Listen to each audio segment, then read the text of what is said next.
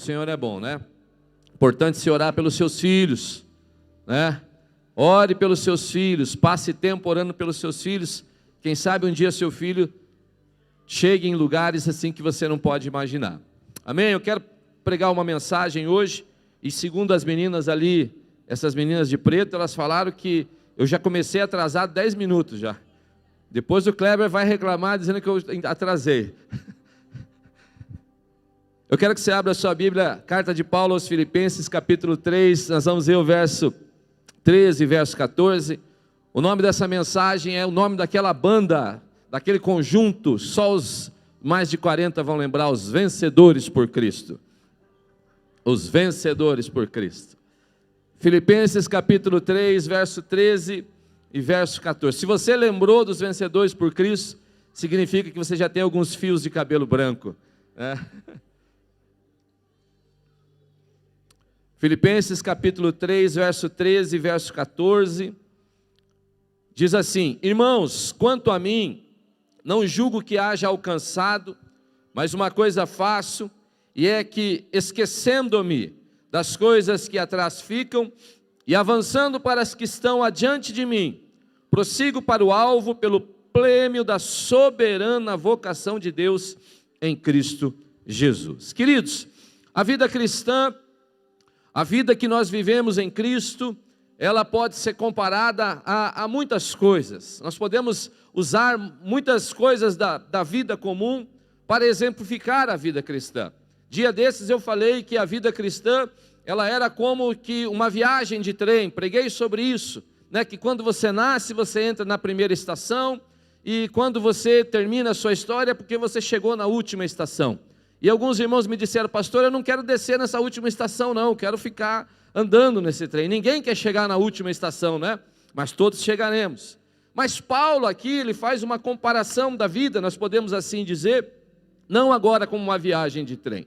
Paulo faz uma comparação da vida como se a vida fosse uma corrida, aonde nós é dada a largada quando nós recebemos a Jesus como Senhor e Salvador, e ali como se nós fôssemos um velocista, um maratonista, nós saímos correndo em disparada, e nós vamos correndo. Então nós podemos comparar nesse sentido aqui, a vida cristã a uma corrida.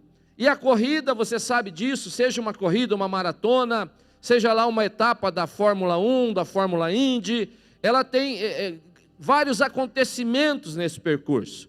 Existem momentos em que o corredor está mais forte, existem momentos que o corredor está com mais dificuldade, existem momentos que o corredor precisa se reidratar, existem momentos que o corredor pensa que não vai conseguir, existem momentos que começa a doer todo o corpo, né? Ainda mais quem tem mais que 40 anos aí, se você vai fazer uma atividade física que nem uma corrida, até sair você está 100% achando que você usa em Bolt, né?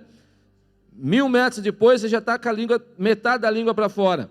Então, mas são várias coisas que acontecem nessa corrida.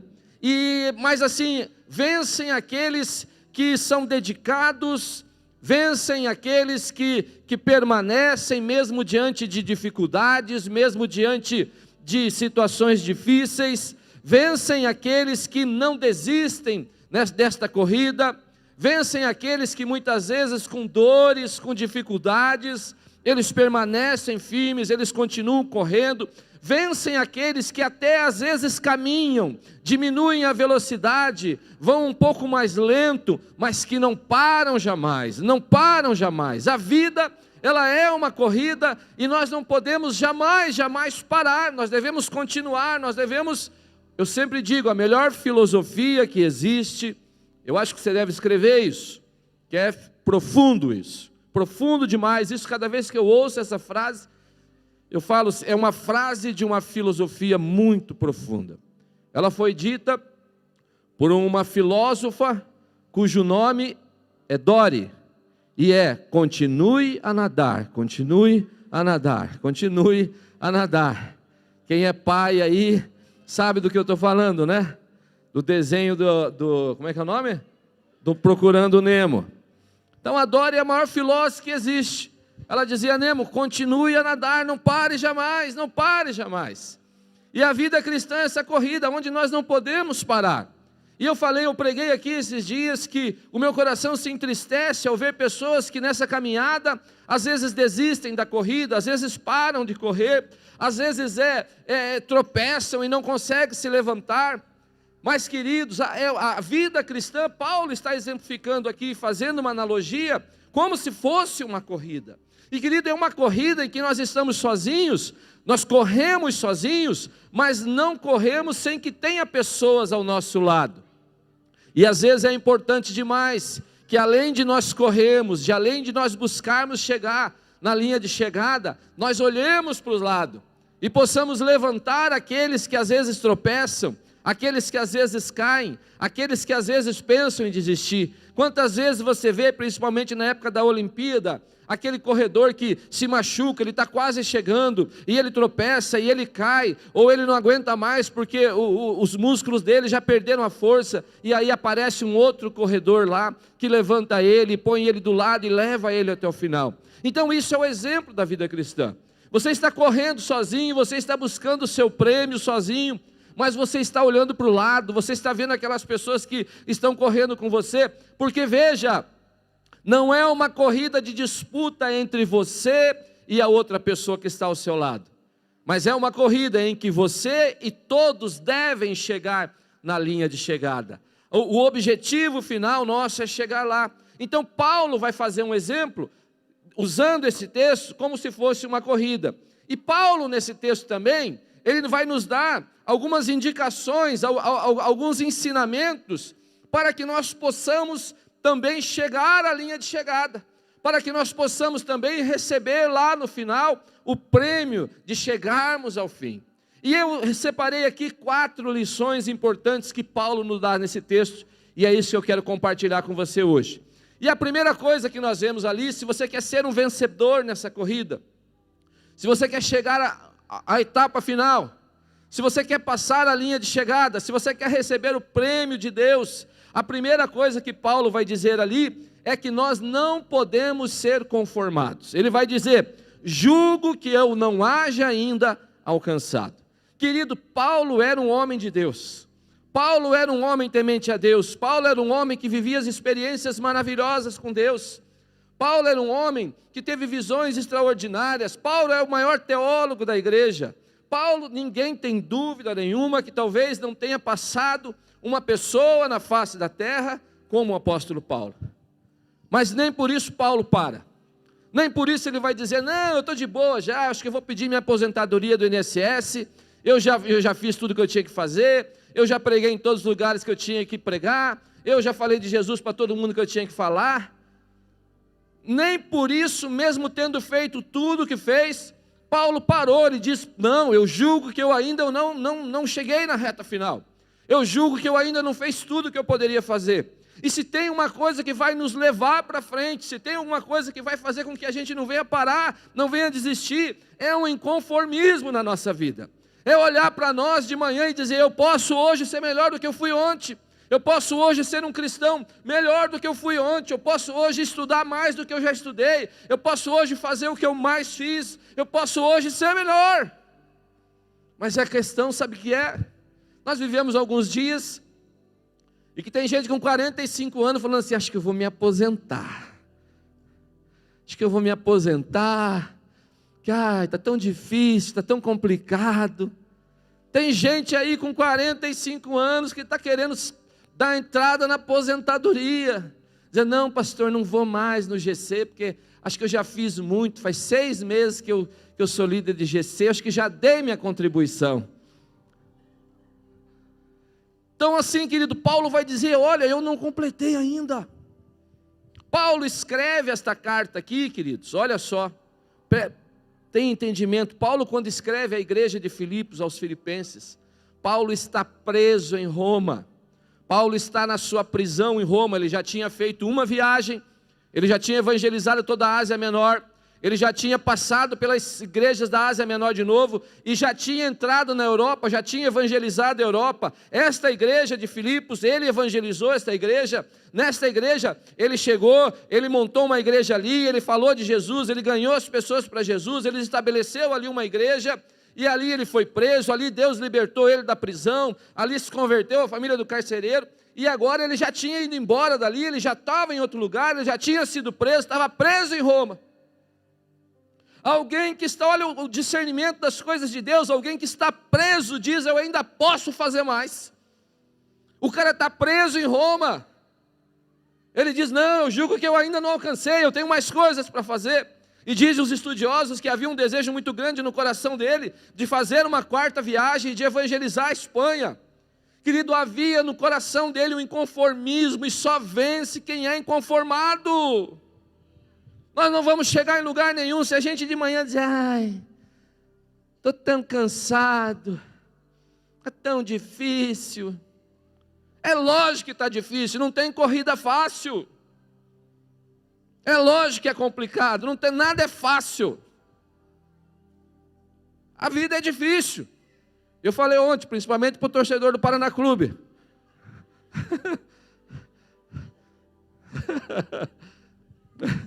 A vida é difícil, não tem nada fácil. Não é verdade? Então é óbvio que durante uma corrida você vai ter momentos que você está mais animado, vai ter momentos que você está mais desanimado, mas nunca esqueça, lembre-se sempre da filósofa Dory. Continue a nadar, porque Deus tem mais para fazer na sua vida, Deus tem mais para fazer através da sua vida, Deus tem mais para dar a você, Deus tem mais para colocar em você, Deus tem mais para depositar em você, para que você possa ser bênção, para que você possa chegar a lugares que você ainda não chegou, para que você possa realizar coisas que você ainda não realizou, para que você possa ver com os seus olhos tudo aquilo que Deus tem ainda para fazer em você e através de você. Por isso jamais nós vamos dizer eu vou parar, por isso jamais nós vamos dizer acabou, por isso jamais eu vou dizer olha, está tudo pronto. Não, Deus tem mais coisas, e deve haver um inconformismo no seu coração a respeito disso. Paulo diz, julgo que eu ainda não cheguei aonde eu devia chegar, julgo que eu ainda não sou o crente que eu deveria ser, julgo que eu ainda não fiz tudo que eu deveria fazer, julgo que eu posso fazer mais, e eu oro a Deus hoje, para que esse mesmo inconformismo esteja na sua vida. Esteja na sua vida. É a unção de Caleb. Eu estou lá com 85 anos. 85 anos, meu irmão. Caleb com 85 anos, Josué fala, olha Caleb, finalmente nós chegamos aqui. Agora, talvez Josué pense, acho que agora o Caleb vai se aposentar, está com 85 anos. Ó Caleb, eu dei para você, né? Tu vai ganhar aqueles morros ali, bonito, dá uma olhada lá. O Caleb olhou, né? Olha que morro bonito, é os Alpes de Israel, né? Lugares altos. Vai ser lá a tua terra, Caleb, só que tem um negócio. Tem ainda uns gigantes lá. E talvez as pessoas vão dizer, o Caleb com 85 anos ia dizer, não Josué, me dá um outro lugar. Eu já não tenho mais condição de conquistar os montes. Eu já não tenho mais idade para isso, eu já estou na aposentadoria, Josué. Mas a Bíblia diz que não, diz que Caleb diz, manda para mim, eu vou subir lá, vou arrebentar esses gigantes todos lá, vou botar esses caras para correr, e vou tomar posse daquilo que Deus tem me dado. Nós não paramos porque nós vamos tomar posse daquilo que Deus tem nos dado, nós não paramos porque nós não vamos apenas contemplar com os nossos olhos, mas os nossos pés vão pisar nos lugares altos, nos lugares que o Senhor tem para nós. Por isso deve haver um inconformismo no nosso coração. Deve haver um inconformismo. Querido, chuta para longe o conformismo, chuta para longe o desânimo. Paulo diz, olha, julgo que eu ainda não alcancei, julgo que eu ainda não cheguei. A segunda coisa que Paulo vai nos ensinar neste verso é, não fique preso ao passado. Paulo diz assim, esquecendo-me das coisas que para trás ficam. Quer ver uma coisa que amarra você de viver a plenitude de Deus e de conquistar aquilo que Deus tem para você hoje? É se você ficar preso no passado. Tem duas correntes que prendem no passado. Tem gente que fica preso às conquistas do passado. Ai, no passado eu era uma bênção.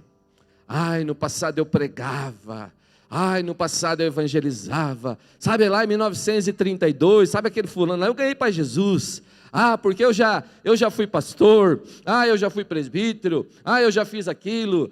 Eu já fiz aquilo outro.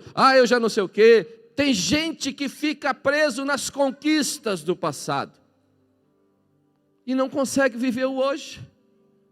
Vive só uma ilusão daquilo que já fez. Fica só se iludindo e se embriagando com as imagens daquilo que ele já viveu. É óbvio que as tuas experiências do passado é importante. É óbvio que tudo aquilo que você já viveu, ele vai contribuir para a sua vida. Mas, querido, você não fica preso no passado, você vive o hoje. Paulo está dizendo, olha, as coisas que eu fiz na primeira viagem são bênção, mas eu preciso viver hoje, eu vou me esquecer do que eu já fiz. Todas as suas conquistas de 2024 vão terminar agora, daqui um mês e pouquinho. E lógico que é importante na sua vida. Você vai comemorar, você vai, né? Mas vai começar um outro ano. Deus não quer que você fique lembrando do que você já fez. Deus não quer que você fique pensando, ai, como era bom, 1900 e bolinha, eu tinha um emprego naquela multinacional. Não, Deus quer que você vá para um emprego melhor do que você já teve. Porque se existe alguém que tem uma capacidade de nos surpreender, é Deus. Deus nunca vai nos dar menos do que Ele já nos deu. Mas Ele sempre tem mais e mais e mais e mais para a nossa vida. E é por isso que a gente não fica olhando para trás. É por isso que a gente não fica olhando para o passado. É por isso que a gente não fica preso nas conquistas do passado, porque Deus tem mais conquistas para você. Deus tem mais coisas para você viver, tanto na sua vida pessoal, quanto na sua vida ministerial. Querido, eu me alegro com as coisas do passado. Se tem alguém que gosta de olhar para trás, sou eu. Eu gosto, eu sou grato a Deus pelos fundamentos. Eu sou grato a Deus pela história, pelas conquistas. Eu olho para o passado com muita gratidão a Deus. Eu sempre conto para as pessoas, quem está próximo a mim sabe disso. Eu falo da minha igrejinha do passado, né? Eu falo das coisas que eu vivi no passado. Eu falo da minha tia Lourdes, lá do passado, eu era criança, com 6, 7 anos de idade. Eu lembro da igrejinha da Assembleia de Deus, lá pequenininha que a gente ia. Mas, querido, eu olho isso com gratidão. Mas na minha mente eu não fico pensando, eu queria viver as mesmas coisas que eu vivi no passado. Sabe por quê? Porque a Bíblia fala que Deus tem para nós novidade de vida, coisas novas. O passado, ele é importante. A gente se alegra com o que já viveu. A gente se alegra com o que já teve. Mas a gente tem que ter a consciência que Deus tem mais, Deus tem mais, Deus tem mais e Deus quer fazer mais. Mas Paulo vai dizer, olha, eu não fico preso nas coisas do passado. Eu esqueço das coisas que para trás ficam. Então, querido, se você já teve uma vida abençoada, se você já viveu conquistas, se você já viveu vitórias, se você já viveu o extraordinário de Deus na sua vida, amém, glorifique a Deus, exalte a Deus, chore por isso. Mas diga, Senhor, eu não quero ficar nisso só. Senhor, eu quero mais, Senhor, eu quero mais de Ti, Senhor. Outra coisa que prende as pessoas no passado são os fracassos do passado. Se você não pode ficar preso nas conquistas do passado, você também não pode ficar preso nos fracassos. Tem gente cuja história não foi boa. Talvez você não teve a melhor família do mundo. Talvez você teve um casamento fracassado no passado. Talvez você não fez a faculdade que você queria fazer. Talvez você não estudou o que você queria estudar. Talvez você já abriu alguma empresa e fechou, 1, 2, 3, não sei quantas. Talvez você já tentou de tudo e já fracassou. E talvez você está preso no passado. Não vou dar certo, olha só a minha vida, acho que eu nasci para dar errado. Nada vai acontecer na minha vida. Nada vai dar certo, porque olha o que eu já vivi. Quantas vezes eu converso com pessoas que não conseguem viver o novo de Deus, porque estão presos em fracassos, em derrotas do passado. E não consegue viver o novo de Deus. Querido, para a gente viver o novo de Deus, a gente precisa se livrar dos trapos velhos do passado. Jesus diz isso. Olha, não se põe vinho novo em odre velho, não se põe remendo novo em calça velha. Se você é uma calça velha, você precisa se livrar dessa calça velha que é a sua vida e comprar um jeans novo que está baratinho na promoção aí da Riachuelo, R$70, sei lá. Mas não vai ter remendo novo em calça velha. O vinho novo de Deus, que é o símbolo do Espírito Santo, da virtude, da plenitude do que Deus tem para fazer em nós. Jesus vai dizer, o vinho novo se coloca em odre novo, porque odre velho não suporta o vinho novo. Ele se parte. Então é preciso renovar, querido, é preciso você deixar fracasso no passado. Entenda uma coisa de uma vez por todas. Preste atenção aqui. Se a tua vida no passado não foi a melhor vida que poderia ser, se a tua criação não foi a melhor criação que você poderia ter, se os seus pais não foram os melhores pais que você poderia ter, se você não estudou o que você deveria estudar, se você não foi o que você sonhava ser, deixa eu te dizer algo, eu preciso te dizer algo bem real. Nada vai mudar isso. Nada vai mudar isso. Fora o Martin McFly, ninguém volta no passado para mudar o passado. Então, querido, esquece o passado. Esquece o que não deu certo. Esquece as coisas ruins. Paulo diz, esquecendo-me das coisas que para trás ficam. Deixa isso no passado. Deixa o passado no passado. E não deixa que o teu passado te impeça de viver o novo que Deus tem para você. Porque Deus tem coisas novas. Deus tem planos novos. Deus tem vida nova. Deus tem novidade de vida para todos nós. E a gente não pode deixar que o passado nos impeçamos de viver isso. E até quando você vai ficar derrapando na tua vida hoje? Porque você está olhando para trás. Será que já não passou a hora de você esquecer o que para trás fica e olhar para frente, para aquilo que Deus quer fazer na sua vida hoje? Às vezes eu converso com pessoas em aconselhamento e eu estou ali, querido, vou falar, pastor, a vida de pastor não é fácil. Pergunto para os pastores aí. Às vezes a gente tem que sonhar pela pessoa. Às vezes a gente tem que sonhar, a pessoa mesmo não consegue sonhar, não consegue ver um futuro, não consegue enxergar lá. E você está animado ali, não, vamos lá, vai dar certo, vai fazer, irmão. Não, acho que não, é o irmão hard. Ó dia, ó azar. E querido, a gente tem que ter ânimo para nós mesmos, para a nossa própria vida. E às vezes para a vida das pessoas. Porque às vezes é um desânimo, nada vai dar certo. Olha que vida ruim que eu tenho, olha que história ruim que eu tenho. Então, querido, esqueça do passado, você não vai mudar o que você já viveu, você não vai mudar as experiências ruins que você teve. É gente que está com rancor do passado, mágoa do passado, está preso espiritualmente lá, não resolve a vida. Se você tem que perdoar alguém, perdoe de uma vez, querido. Senão é você que fica amarrado, você que fica preso. Se você tem que liberar perdão para alguém que no passado te fez mal, libera de uma vez. Mas se desprenda disso que está amarrando a sua vida hoje, está te impedindo de viver o que Deus tem para você. Paulo vai dizer, eu esqueço das coisas que para trás ficam. Quem está correndo não fica olhando para trás, porque quem está correndo, se olhar para trás, vai tropeçar e vai cair. Quem está correndo, quem está numa corrida, olha para frente, mira no alvo, e independente do que aconteceu para trás, eu sigo para o alvo, eu sigo para o alvo, eu sigo para o alvo. Paulo vai dizer, olha, eu esqueço das coisas que para trás ficam. A terceira coisa que Paulo vai dizer, olha, eu prossigo para o alvo. O que Paulo quer dizer com isso? Eu tenho um objetivo. Acabou 2024. Pastor Dilson está até contando os dias, e todo dia ele passa lá. 59 dias, alguns minutos e alguns segundos. Acabou. Eu falei para o pessoal do Laranja, olha, vamos terminar bem o ano.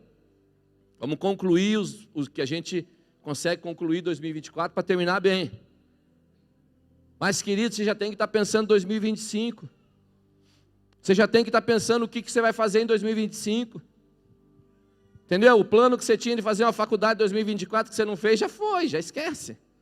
Já vai se matricular em 2025. Entendeu? Aquele plano de fazer uma dieta, perder a barriga, já foi. Que agora já vem Natal, Ano Novo, é agora que você não vai fazer de verdade. Né? E esse negócio de dieta eu preciso dizer, irmãos. Eu preciso fazer uma observação sobre isso aqui. Eu acho que a igreja, ela tem um prazer em engordar os pastores, né? A gente vai numa visita, se os irmãos fazem uma mesa bem farta. Então, assim, eu tenho uma desculpa ainda se a minha dieta não deu certo esse ano. Mas, querido, que a gente, 2025 está aí, o que você vai fazer em 2025? O que você vai fazer em 2025 com relação à sua vida profissional? O que você vai fazer em 2025 com relação à sua vida emocional, às suas emoções?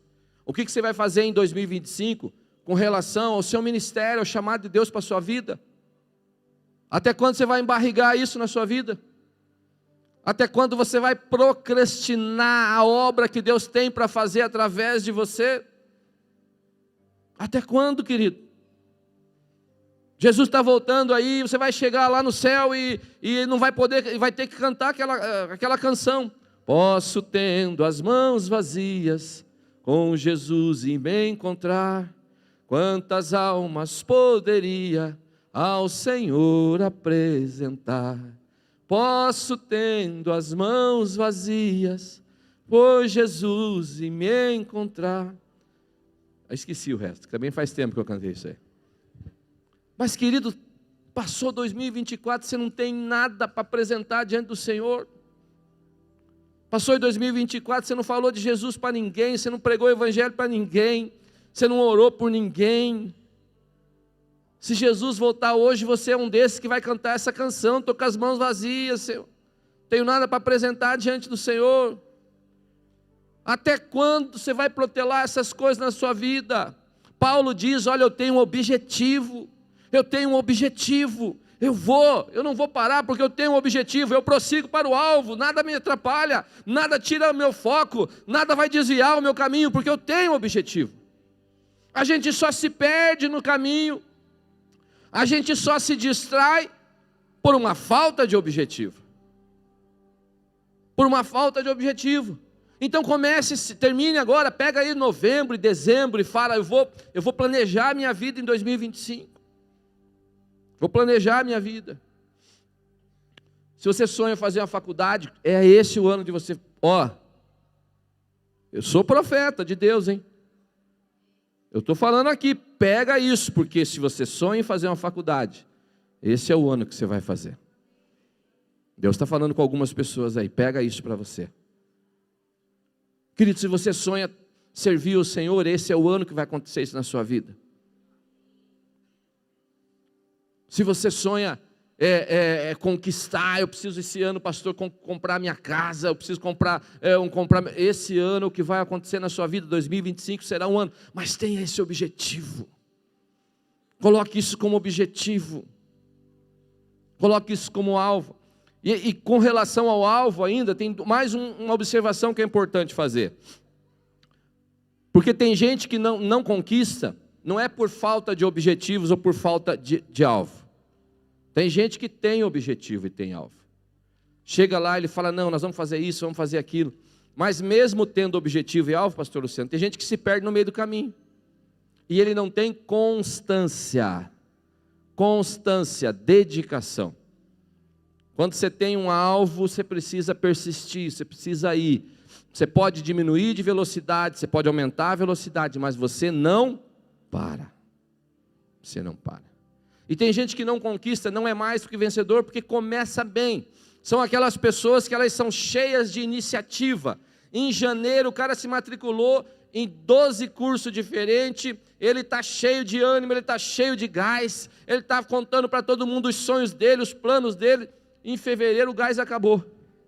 Que nem aquela Coca-Cola xoxa do domingo de manhã que você vai tomar de noite, você abre ela faz tim, não tem nem gás mais, só tim.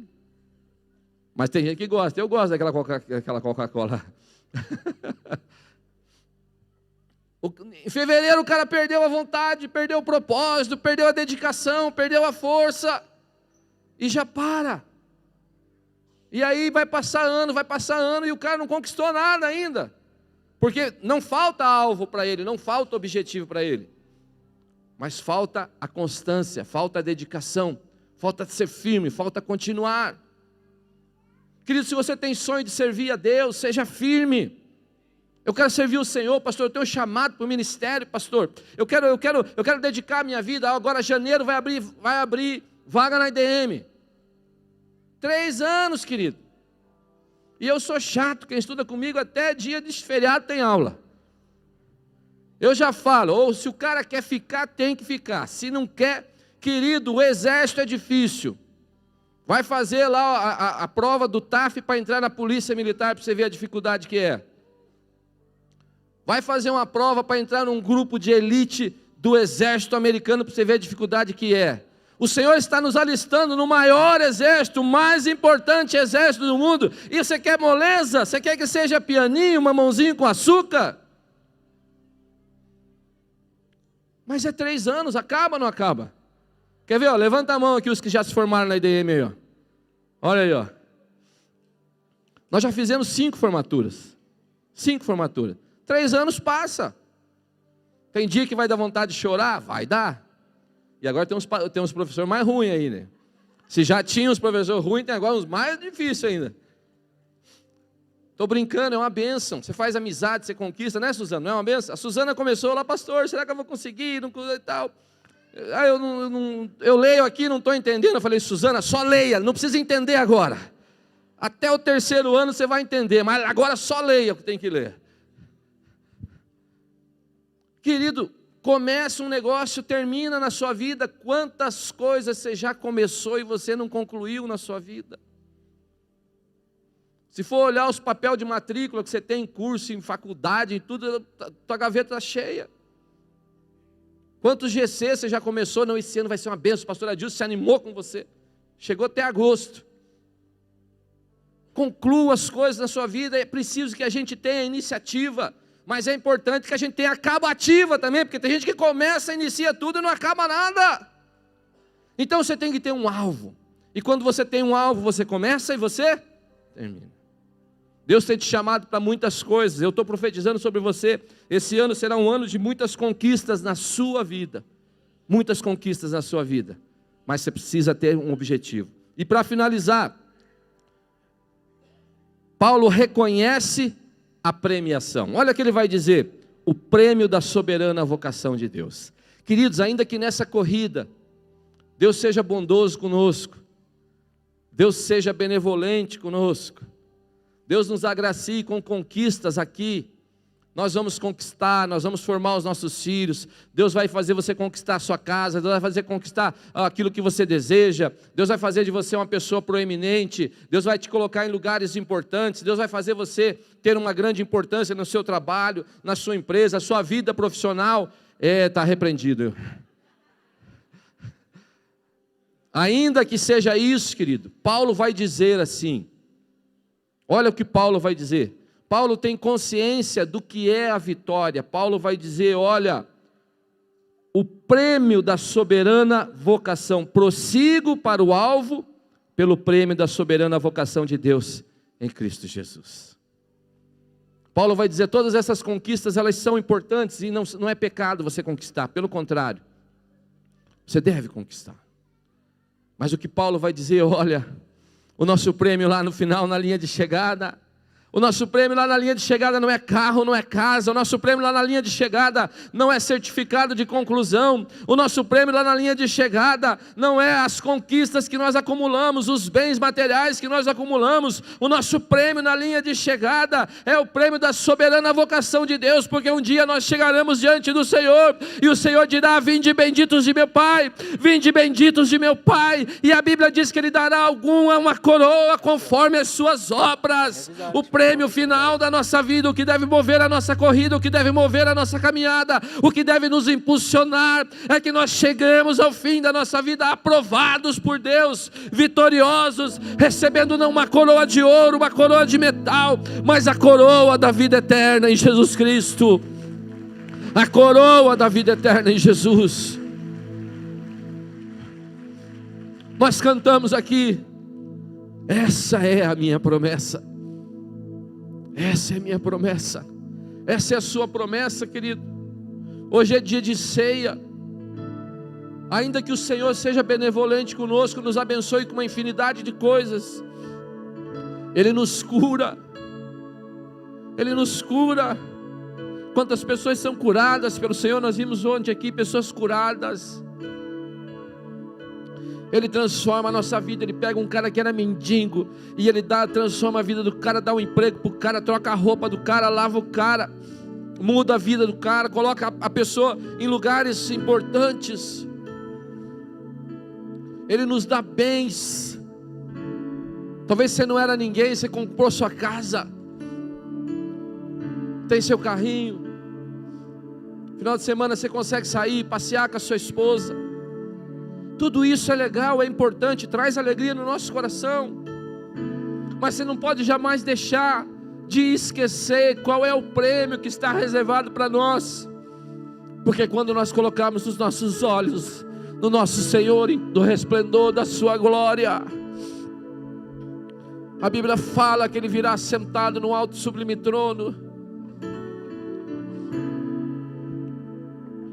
e ouviremos o tocar da trombeta. Paulo diz: e nós os vivos não procederemos dos mortos. Os nossos irmãos em Cristo que já não estão mais conosco, a igreja triunfante de Jesus, será arrebatada depois. Nós os que estamos vivos, nós os que estamos vivos, queridos, nesse momento nenhuma conquista material será maior do que a conquista de vermos o nosso Redentor, de olharmos para o nosso Senhor e de sermos recebidos e ouvirmos a voz do nosso Senhor dizendo: vinde benditos de meu Pai, vinde benditos de meu Pai. Esse é o final da nossa corrida, e essa corrida não terminou ainda, e você está correndo para isso. A coisa mais importante, a conquista mais importante que alguém pode ter, é a conquista de se transformar em filho de Deus.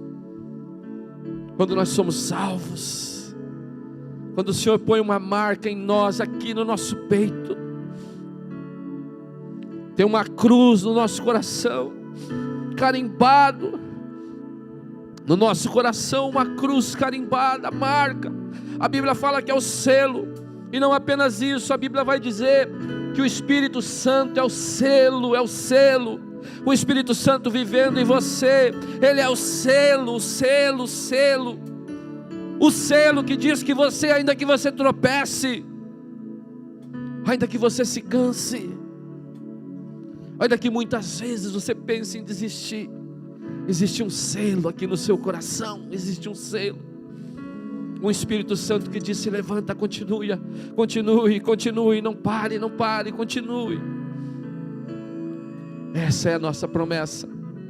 Nós vamos gastar a nossa vida nessa corrida, nós vamos nos desgastar nessa corrida, nós vamos sentir dores nessa corrida. Muitos momentos vai ser difícil correr, muitos momentos você vai ter que parar, não apenas porque você está cansado, mas talvez para levantar alguém que está do seu lado, que está cansado também. Um irmão seu que Deus colocou para correr do seu lado, você vai ter que levantar ele. Mas chegaremos ao final, porque existe uma promessa, existe uma promessa. Fique de pé nesse momento, fique de pé.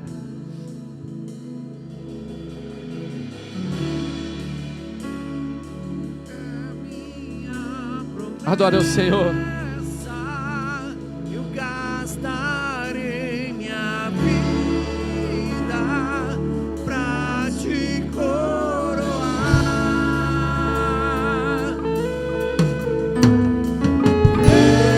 Esse é o meu anseio, meu amor por ti. Queridos, muito rápido que a gente não tem tempo. Eu quero orar aqui, e eu queria desafiar alguém. Se porventura você está aqui, eu quero te desafiar hoje, nesta manhã, a você passar para a maior conquista que pode haver na sua vida.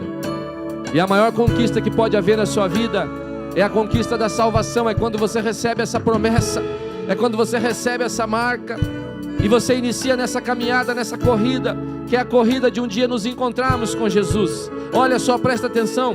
O Senhor Jesus pode abençoar a sua vida, pode mudar o seu casamento, pode transformar a sua história, pode fazer tudo que você imagina na sua vida, te curar de enfermidades físicas. E eu creio, Ele vai fazer isso, porque Ele tem feito isso na vida de muitas pessoas. Mas a coisa mais importante que pode acontecer na nossa vida é quando nós recebemos a Jesus como Senhor e Salvador. Quando nós deixamos a condição de sermos apenas criaturas de Deus, quando nós deixamos a condição de sermos pecadores, condenados pelo pecado, e passamos a ser filhos de Deus. E isso acontece quando nós damos um passo em direção a Jesus, quando nós entregamos a nossa vida a Jesus, quando nós dizemos assim: olha, eu não consigo tomar conta da minha vida, Senhor, eu não consigo cuidar da minha vida, eu estou tropeçando na minha caminhada, eu estou caindo, nada dá certo, eu preciso. E a gente fala: Senhor, toma a minha vida, toma a minha vida, Senhor. Então eu quero orar por você nessa manhã. Talvez exista alguém aqui que não deu esse primeiro passo, e o primeiro passo é entregar a sua vida a Jesus. Existe alguém nessa manhã que deseja entregar a sua vida a Jesus? Eu quero orar por você. Se existe alguém aqui nessa manhã que deseja entregar a sua vida a Jesus, dar esse passo mais importante, começar essa corrida, eu quero orar por você. E a única coisa que você tem que fazer é levantar a sua mão para eu saber quem é. Tem alguém que deseja entregar a sua vida a Jesus, dar esse passo mais importante nesta manhã, de dar um passo em direção ao objetivo final dessa corrida? Existe alguém que deseja entregar a sua vida a Jesus? Amém. Nós não vamos estender esse convite, nosso tempo está muito curto. E eu quero orar nesse instante. Tem alguém? Tem alguém, sim. Só levanta sua mão. Deus te abençoe, Deus abençoe você. Importante os irmãos nos ajudarem. Aleluia. Queridos, como o nosso tempo é curto, eu vou pedir para o intercessor, ou o pastor Tony mesmo, vai orar com ele, pastor Tony.